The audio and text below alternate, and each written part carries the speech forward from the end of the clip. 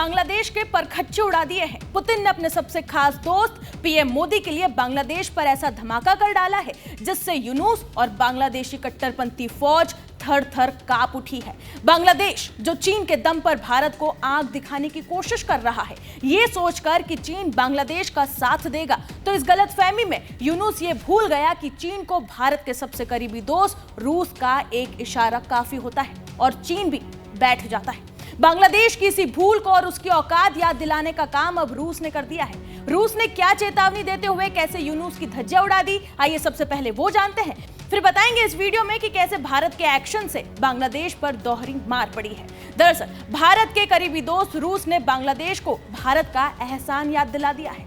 बांग्लादेश जो नमक भी भारत का खाता है, पानी तक भारत का पीता है, कपड़े तक भारत के कारण बांग्लादेश को मिल पाते हैं, जमीन तक पूरी तरह से बांग्लादेश की भारत से लैंडलॉक्ड है, वो ये न भूले कि भारत के कारण ही बांग्लादेश का अस्तित्व है।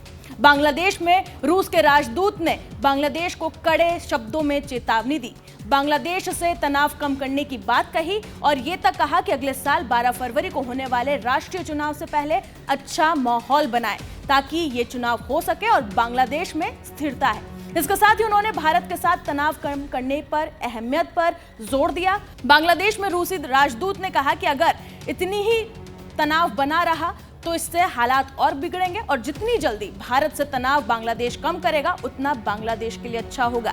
रूस के राजदूत अलेक्जेंडर ने आगे ये भी कहा कि दोनों देशों के आपसी रिश्तों में वो दखल नहीं देना चाहते, लेकिन 1971 के बाद जिस तरीके से भारत ने बांग्लादेश की मदद की, भारत ने जिस तरीके से बांग्लादेश पर एहसान किया था, उसे बांग्लादेश को नहीं भूलना चाहिए। रूस के राजदूत अलेक्जेंडर ने कहा कि दो देशों के आपसी रिश्तों में दखल नहीं दे रहे, लेकिन उन्हें लगता है कि ऐसा कोई रास्ता निकालना समझदारी होगी जिससे तनाव मौजूदा स्तर से आगे ना बढ़े। रिश्ते आपसी भरोसे और विश्वास पर आधारित होने चाहिए। बांग्लादेश में 12 फरवरी 2026 को होने वाले चुनाव को लेकर उन्होंने उम्मीद जताई है कि वोटिंग समय पर होगी। चुनाव पर्यवेक्षकों को भेजने के बारे में राजदूत ने कहा कि वो चुनाव आयोग के संपर्क में हैं और वो आयोग से आधिकारिक निमंत्रण का इंतजार कर रहे हैं। वहीं बता दें कि रूसी राजदूत के बयान से ये साफ हो गया है कि दुनिया ये देख रही है कि किस तरीके से बांग्लादेश में भारत विरोधी गतिविधियां बढ़ गई है। खासतौर पर कट्टरता यहाँ पर किस तरीके से चरम पर है, किस तरीके से निशाना बनाया जा रहा है हिंदुओं को और यहाँ पर किस तरीके से बर्बरता हो रही है हिंदुओं के साथ। वहीं बता दें कि अगर बांग्लादेश भारत से भिड़ा तो उसका अंजाम दुनिया देखेगी। तो बता दें कि बांग्लादेश में भारत के हाई कमिश्नर प्रणय वर्मा को मोहम्मद यूनुस सरकार ने समन जारी कर दिया है, विदेश मंत्रालय तलब किया है। वर्मा को मंगलवार सुबह बांग्लादेश के विदेश मंत्रालय में बुलाया गया। भारत ने बांग्लादेश के राजदूत को हाल ही में फटकार लगाई थी, जिसके बाद ढाका में ये रिएक्शन देखने को मिला। वहीं बता दें कि बांग्लादेश की हरकतों को देखते हुए भी भारत ताबड़तोड़ एक्शन में है।